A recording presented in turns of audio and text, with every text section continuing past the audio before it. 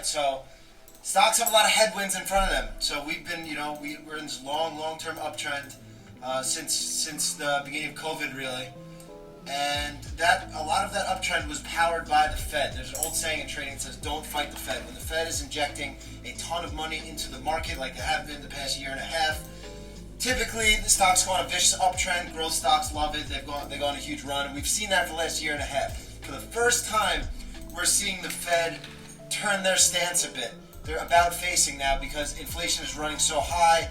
Jerome Powell just said, don't expect inflation to be transitory. And that was a very important sentence because that takes his stance from a dovish outlook, which is, for the market, pumping money into the market, to a hawkish outlook, which is more of, rising interest rates and things like that, so they can peel back their quantitative easing program so they don't have to inject so much money into the market. And typically when that happens, we see growth stocks plummet.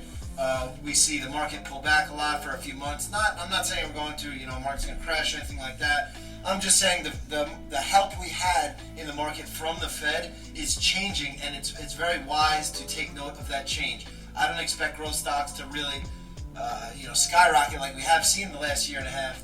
And to couple that, this Omicron variant, that has less to do with the market than the Fed does. It's really the Fed that is having me change course and thinking, we're not as bullish of an environment. We saw the market top a few weeks back. We've seen a bunch of selling hit the market. It's looked drastic, but if you look at stocks from a long-term uptrend stance, I'm looking at the SPY now in the last year.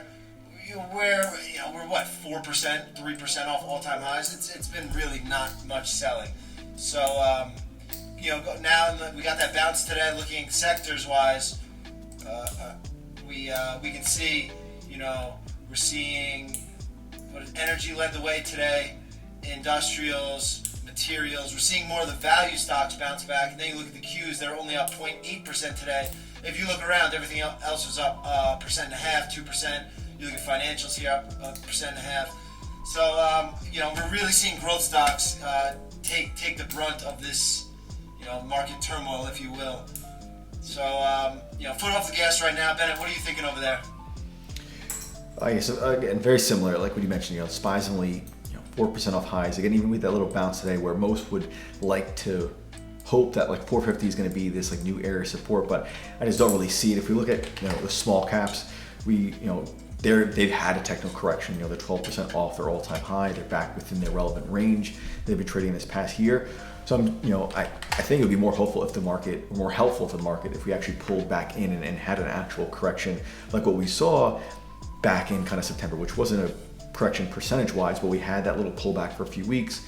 We started to base out, and then we had this next leg where it's still too premature in this little bit of a pullback that, again, the market's not going to drop in a straight line down. It's going to have, this push down. It'll have those bounce highers, and usually we continue to see those, lower highs and lower lows.